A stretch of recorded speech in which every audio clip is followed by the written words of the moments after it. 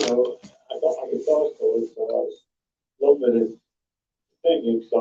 We better get it. Came up with a list of names, and I called this telephone lady, and then asked her what she liked the best. She said Billy Kramer. And I said, well, I'm not going to waste my hard-earned breath on you lot until some people start turning up. In the meantime, we'll just have to listen to this awful interview. And then I recorded this on Do You Want to Speak It? And it was about to be John Paul. John Lennon suggested and the Jay to give it some, sort of catch on. Yes, I do. And I think I thought it was a wonderful idea. I took it. Okay. How the whole thing started with you getting a contract, and Brian discovering it, was that through the Who's Brian? I think it was because there's a poll in a local paper, Mercilessly, and it was like top 20 groups, there's hundreds of groups, and I was playing at all the same places as the Beatles, Aintree Institute, the Little Town Hall, Majestic Ballroom, Tower Ballroom, all these places that I knew the guys, and I came very high. Are you recommended? And it was then that Brian approached me that he'd like to marry me. Whoa. And so that came back. So it was more of the Beatles, or was it the Beatles possibly being in it? We're not talking about Harvey Milk, we're talking about Billy J today, so it should be some whiskey lined up. And I don't mean whiskey, I mean cheap scotch. A litre of teachers. Oh, his bell's worse. And I think John thought I was a good singer. This interview's cruel, heartless, and unnecessary. It's appalling to watch. It really is. And John Addick said to him, "You should go check out that kid Billy Kramer." I mean, the man's a babbling wreck. And that was it. Yeah. All right, we're grateful that he did. Well, I'm grateful. Yeah. Did you know the Beatles when Pete Best was with them, or just? See, it's all he wants to know. Oh, the Beatles this, the Beatles that. What about Billy J. fucking Kramer? So far, all the questions he's been asking him have been directly from the Wikipedia page. I used to go to the Town Hall, and Town Hall. Put the names of the bands that would come up to play there, and it was like. Now listen, you see what Lord Melman. Yeah, I mean, Billy J. Kramer, he's got a lot of stories to. He was in the boat with Lord Mountbatten, but this more important than Harvey Milk as well. But Billy J. Kramer says in this interview with Kenny Loggins, he says Billy J. Kramer, his full career. No, it's not. All he's doing is taking this shit out of Wikipedia. So far, he said, so your real name's William Henry Ashton. And I thought, yeah, that's exactly how it starts on Wikipedia page. So all the info Kenny Loggins has got isn't from a book, isn't from a friend of a friend of a friend, isn't from Mal Evans' auntie. No, it's directly from Wikipedia page. How insultive is that? I mean, you can tell the bloke's down on his luck. He's doing this for a couple of drinks. I mean, I see that man every pub I go into, sitting in the corner, trying to talk to people about Man United or something. Or do you want to buy some cheap tobacco? Have you got a couple of quid? Oh, I'll give it back tomorrow. Yeah, that kind of bloke. Harmless, but annoying at the same time, and usually gets kicked out about twice a week. But they say, oh, can't you just ban him forever? And they say, well, he's had a hard life, and then you're supposed to forgive him for everything. Oogling the women, picking people's pockets when they put their coat down, you know, looking at bloke sticks in the toilet. Just, you know, an annoying fucker. But I can't, because it reminds me a little bit of my dad, you know, and to see a man slurring, he's obviously sozzled.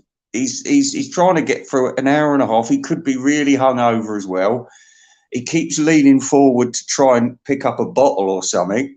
I think he's got an optics bar to the left of him and an optics bar to the right of him and an optics bar overhead, of course. So somehow he's managing to get that booze from somewhere at the front or the side into his mouth, unless he's got an intravenous drip feeding him through the interview, because it's quite a long time for a bloke to go without a drink. Because I've got to admit, I haven't seen every single minute of it, because it's heartbreaking.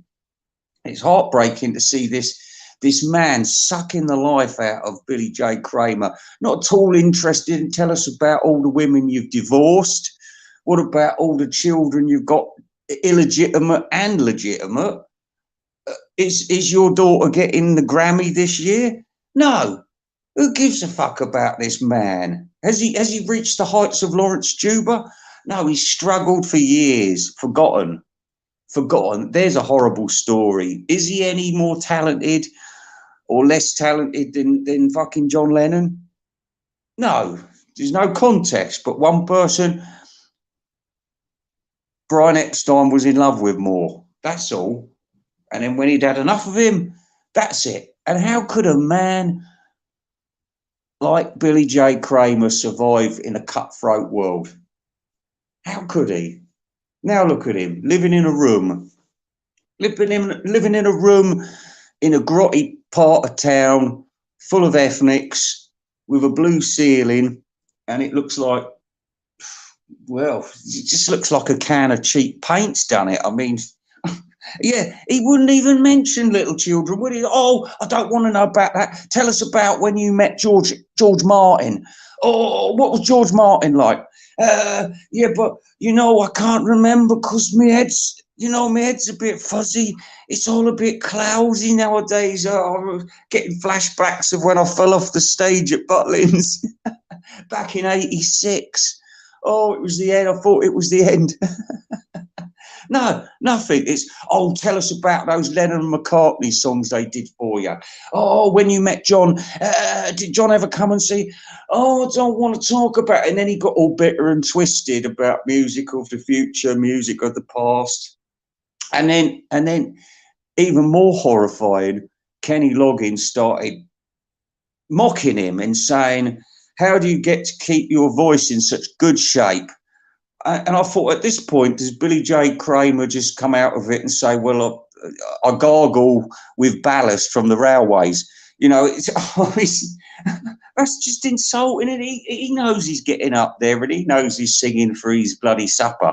That's all. That's all he's going to get paid.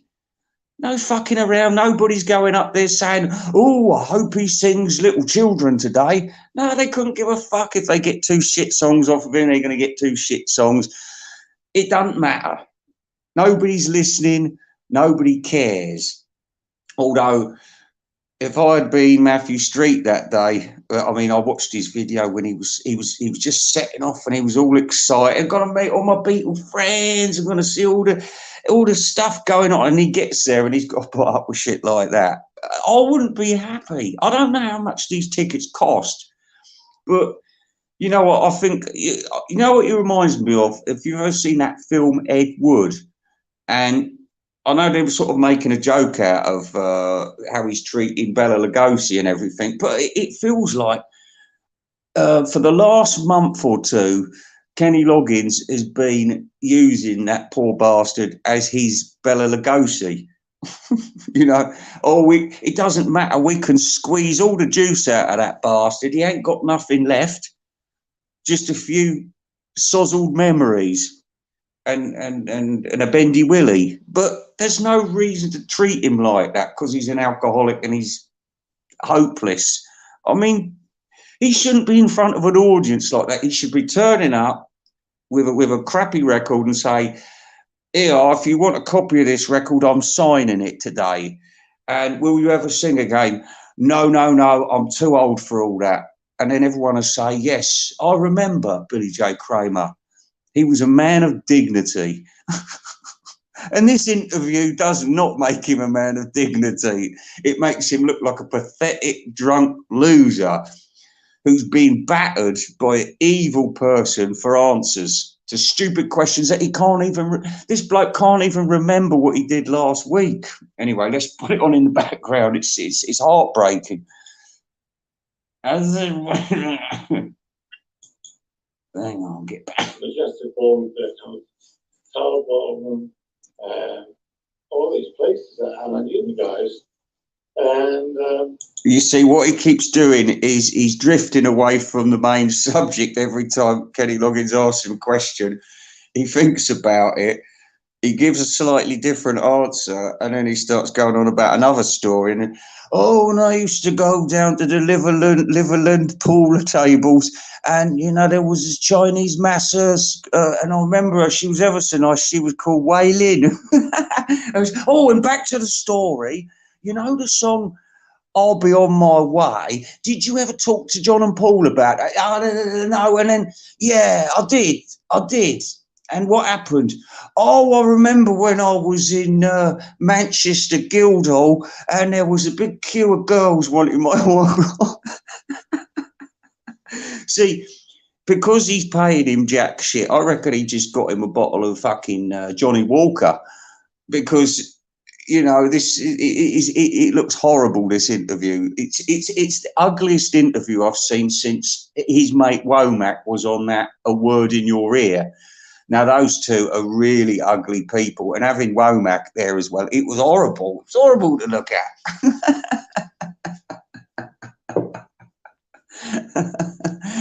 Anyway, let's see. This really makes me sad. Anyway, oh, hello, Preco Mick. Just looking at this. Oh, let me put this on. you know, I came very high in a popularity board, Merseybeat. And oh yeah, listen. then Brian approached me that he'd like to marry. I've got even sadder news. This is even more heartbreaking. You see, you've got to sit there and listen to this horrible hour and a half long interview. In fact, be precise, hour and 36 minutes. And it, you know, it just gets more and more embarrassing. And in the end, it gets to this point where Billy J, I'm not going to find it for you because this isn't going to be a long stream, but Billy J is saying how he got ideas off Lennon McCartney, and he said that albums shouldn't just be a bunch of B-sides and tracks.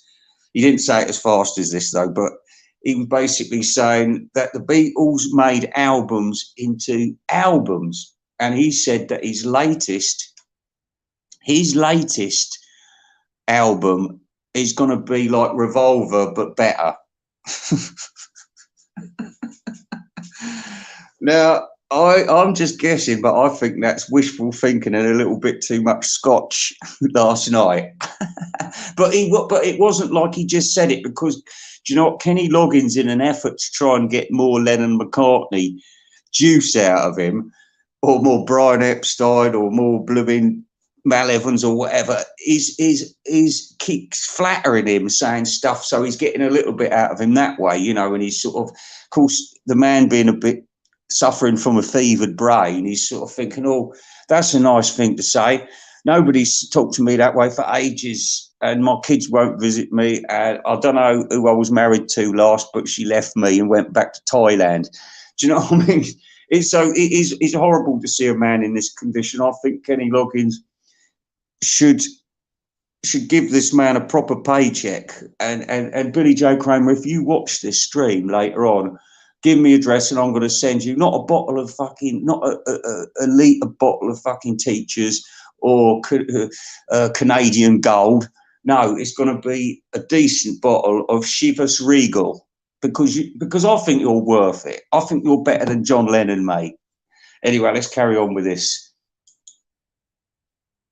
So it was more from the results of the polls, or was it the Beatles possibly being in it? I think that, you know, also I used to play 10-pin bowling with the Beatles sometimes in the bowling alley, you know, after gigs late on Saturday night. Saturday night. You know, stuff like that. He sounds like Les Dawson now, doesn't he? I hope for that, you know, and I think John thought I was a good singer. Right. And I think Brian was putting together what he calls a stable of artists. Stable of artists. And John Attic said to him, you should go check out that kid Billy Kramer. And that was it. Yeah. All right, we're grateful that he did. We are, Kenny Michaels. We are. Yeah. Did you know the Beatles? Yeah. Were you with them or just from Ringo on? Happy Queen Victoria Day. When they first came on the scene, you know, my first experience of seeing was I was just putting a band together, and I used to go to Litherland Town Hall. Litherland Town Hall again. They had this board, and they put in. That's all he talks about all the time. Do you know, I used to I had this job, and it was about 2 weeks I lasted there, just trying to get some cash for the holidays sort of thing. And it was like at a meat packing place. Anyway, this guy I was at school with, he got a job there, and he was there for about 2 years or something. But every time I saw him for years afterwards, how are you, mate? How you doing? And he'd just go back to those 2 weeks and like, oh, yeah, do you remember that? Such and such. Do you remember this bloke? And do you remember? And I think, fucking hell, can you escape those 2 weeks? Was it that good? You know what I mean? What have you done for the last 20 years? But I mean, this is a case in point here. It's just evil to watch. It's worse than watching Hammer House of Horrors. The way this poor man's being treated. There was two bands that would come up to play there, and it was like I don't know how many week it was, but I went there. We all went there. I hope when Billy dies, he's going to go to Liverland Town Hall in the sky. That's where his heart is, by sounds of it, because he's mentioned Liverland Town Hall about 60 times. Yeah, Andrew Dixon, if you're watching, can you go to Liverland Town Hall, please? Because it's quite an historic site, apparently, according to Billy J. Kramer. Check out the girls. Oh no, yeah, he's let himself down with his pervertedness now. Kenny Loggins is looking quite distressed because he knows, you know, he's in touch with, you know, how the ladies feel these days. So, you know, he doesn't like a dirty old man loose on the set. So he's going to bark. He tells him off a couple of times into this, tries to steer him away from his right-wing anti-woke opinions because it gets all very racist, you know. What do you expect from a bloke at that age, though? They don't like Pakistanis. Anyway, let's continue. I just saw his name on this blackboard, the Beatles, and I thought, God, that's cool. And I went in, and the curtains opened up, Paul McCartney was singing "Long Tall Sally," and I went, wow. Oh, blimey, hang on. Charlie, look, I've got to ask you a favour. Listen, there's an alcoholic in the room, so stop tempting them with beer glasses, please. Having the hits, while they're charting well, the next single is going to get attention. Yeah. You'd have to feel that no matter what, these songs are going to be given a chance. Oh, here we are. John Lennon dropped there. He said, given a chance. Given piece of chance. See? Links all together. It's a conspiracy. Oh, yeah. You know, I'll be honest with you. I still wanted to, you know, I just thought, like, I think the thing is, what I can say in my defense is, yeah, I don't consider what I did cover versions. Oh. You know, later on, what really stopped me doing the McCartney things, I think. Now listen, he's getting all confused at this moment. His head's wandering. He doesn't know what he's talking about. I get like this a lot. You know, people ask me a question, I start talking, and then I say something else, and then next thing I can't remember what I said before, and this keeps happening to him, and he's sort of filling in the words here. He said, "Well, I'll tell you something. When it comes to Paul, and another thing that when I go up the road and then next thing I'm at the shops and when I sit at home and watch the TV, and what was I talking about?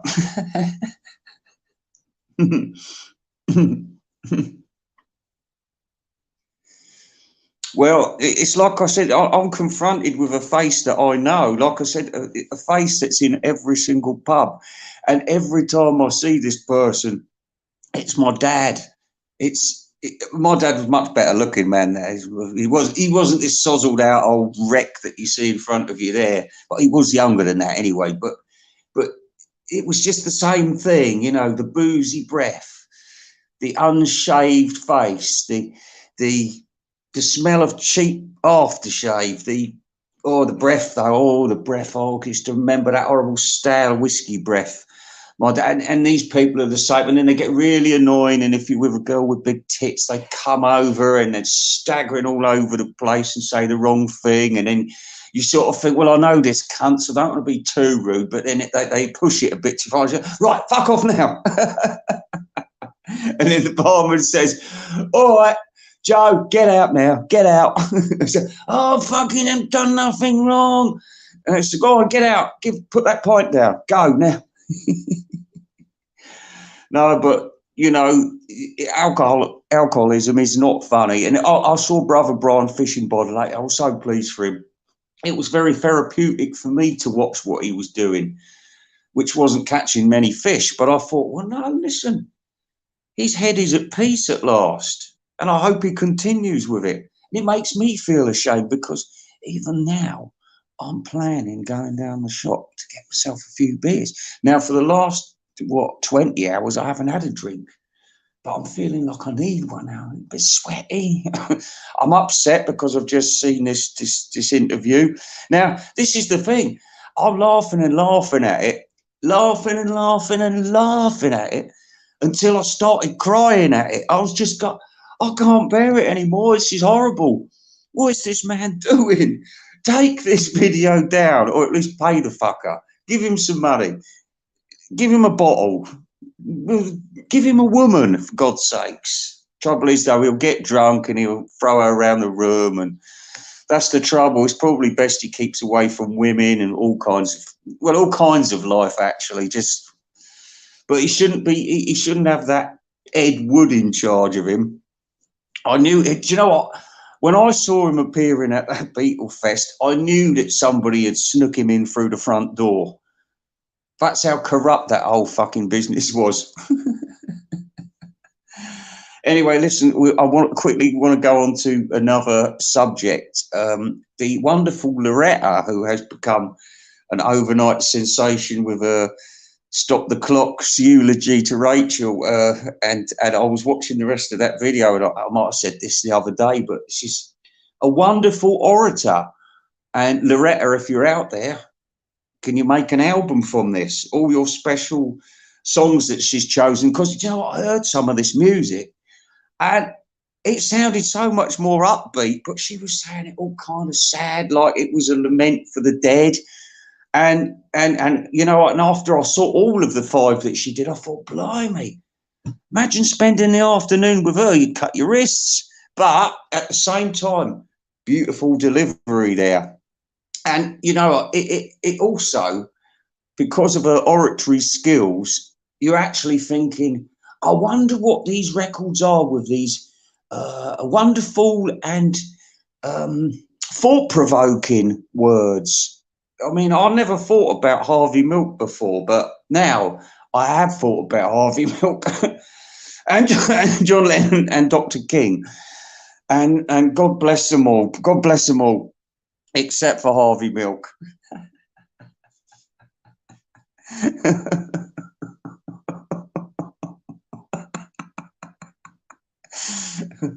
Somebody sat down and wrote that song.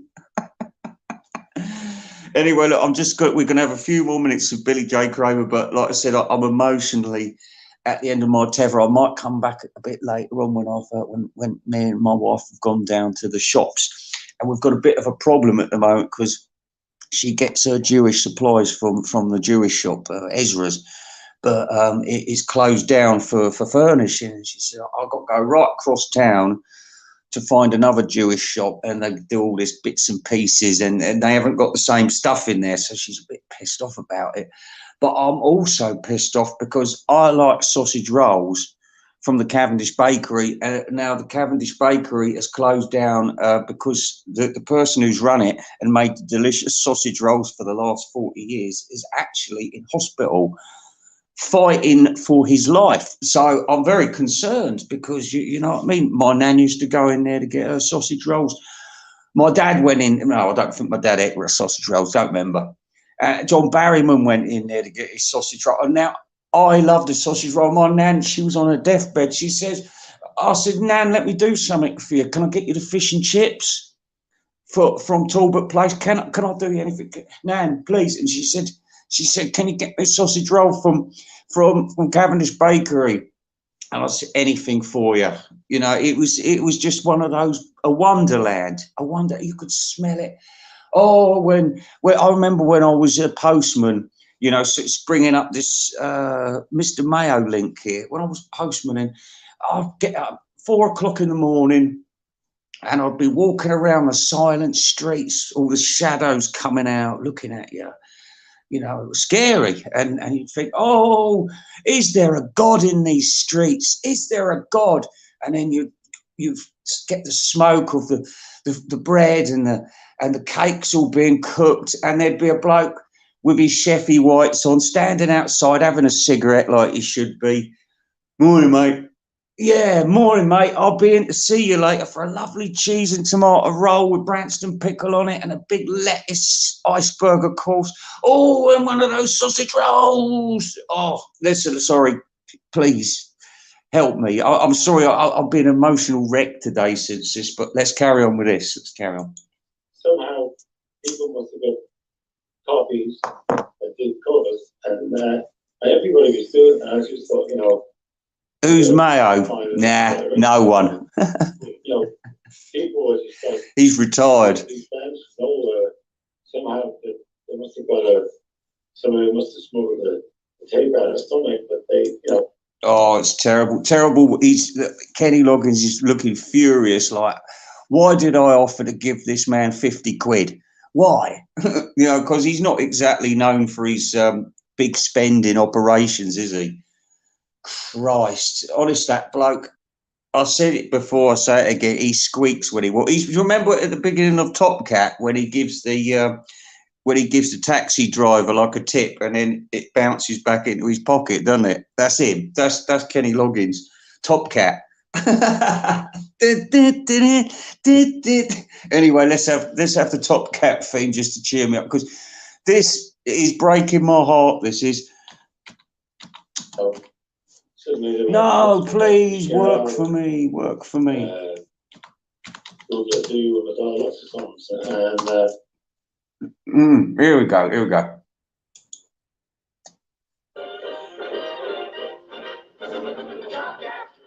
Can you hear the music? Kenny Loggins.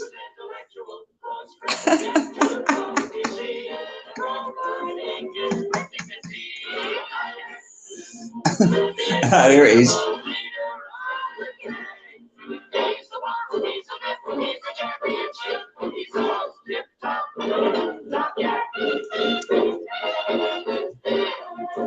Wilmer!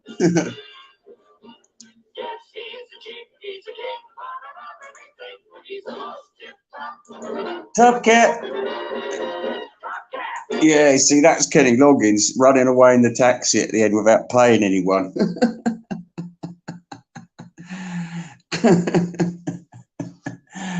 Oh, that was good. Let's see if there's any more Hanna-Barberas up here.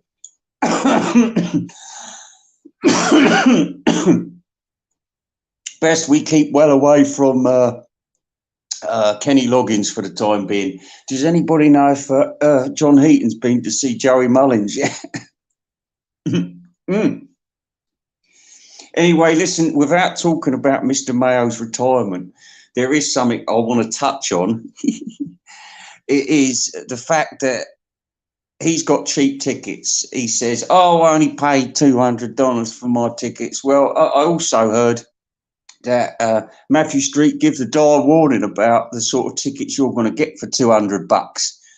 And let me tell you, ain't going to be no picnic. And he's like, I don't care what conditions I'm watching Paul McCartney under. Well, listen, you've retired, right? You're an old geezer now. You don't want to stand up and watch a show, do you? No, you want to sit down with your big Pepsi Cola and your big popcorn and just sit there and do nothing throughout the show, not even stand up and say, hey, he's singing Live and Let Die. No, you just want to sit down and enjoy the show quietly, don't you? Well, you're not going to get that for $200. You ain't. You, in fact, with even Joan, who paid top dollar for her ticket, she paid for the golden ticket, she did, and she got a smelly bloke next to her who kept farting, and he kept spilling his fucking Pepsi Cola on her, and he also kept, you know those sweets that the Americans eat, the lemonheads? Well, he'd smuggled in a big bag, being a greedy American, right? And then he dropped them all on her lap, and it was like they rolled all down the aisle, and everybody started slipping up, and then they turned around and tried to blame Joan, and that was a fucking expensive ticket. So what's he got? He'll get the shit beaten out of him probably, because it'll be he'll be right at the back with the ethnics, and they'll say, "Look, are you a shark or a jet?" I mean, it's rough in them seats. It's rough in them. So don't think that every Paul McCartney fan is some goody two shoes blooming James Griffith type person. No, some of them are extremely violent.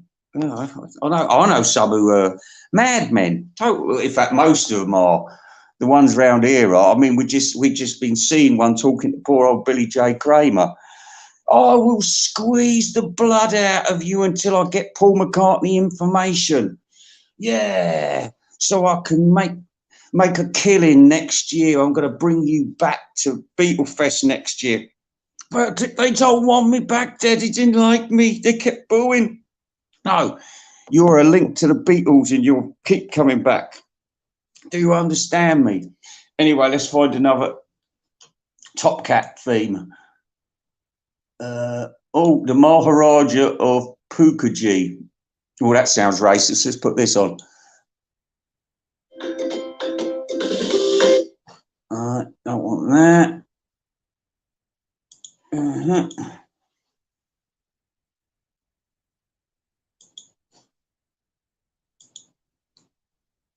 Dive in the big top where for a slight fee you will see right before your very eyes the most daring, unbelievable high trapeze act ever attempted. I call your attention to...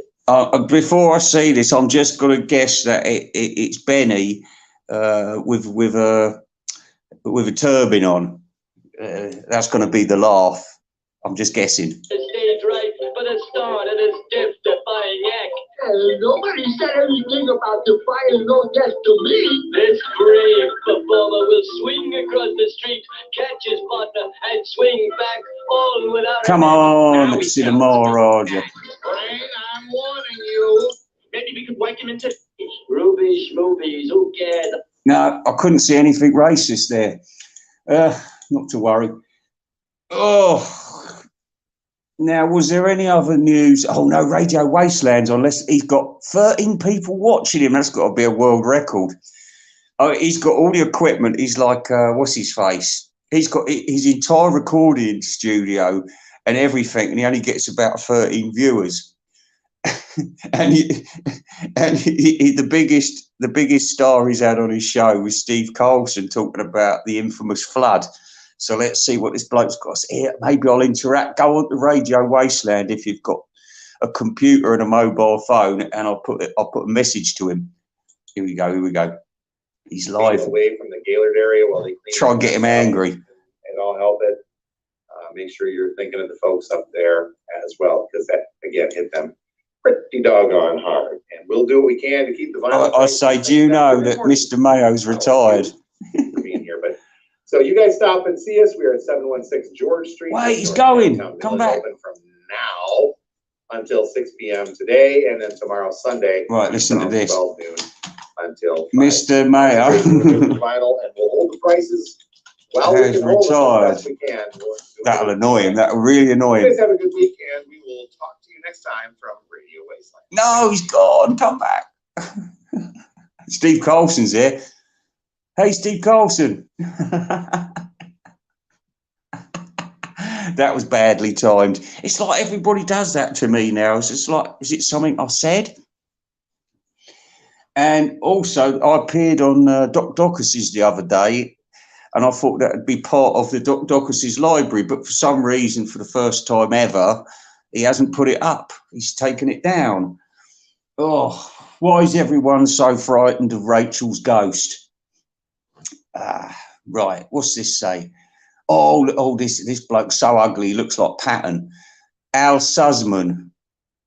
Tom Frangione, he sounds like pasta. Bruce Spitzer. Christ, we could have one fucking decent English name there, couldn't we? Clear off the lot of you, sound like a bunch of Jews. Right, old Radio Wasteland's gone, isn't he? Christ. Oh, sorry, I'm trying to get you entertainment without going back to Billy J. Kramer. Well, I'll tell you what, this will do for now, but we shall discuss this later on when you've had time to take this in, all right? Because it is, if you get an hour and a half, go through the highlights or the lowlights of this Billy J. Kramer, and just remember that it's very cruel. It's very cruel, and Invisible Ray does not condone such interviews or interview techniques. There, I've said it. And Billy J. Kramer, you get Billy J. Kramer or Tony Ashton, whatever, William Ashton, whatever you want to be called as, or just that drunk in the corner. I don't mind. Whatever you want to be called, you're my friend. You are. Don't sit there rotting in that room. Come and see Invisible Ray. We'll share we'll share a fine bottle of the best thing from the Highlands, whatever that is. And it ain't Glenfiddich, but if that's all I can afford, we'll get a bottle of Glenmorangie. Oh, the delights. Oh, never mind. Let's go. See you later, everybody.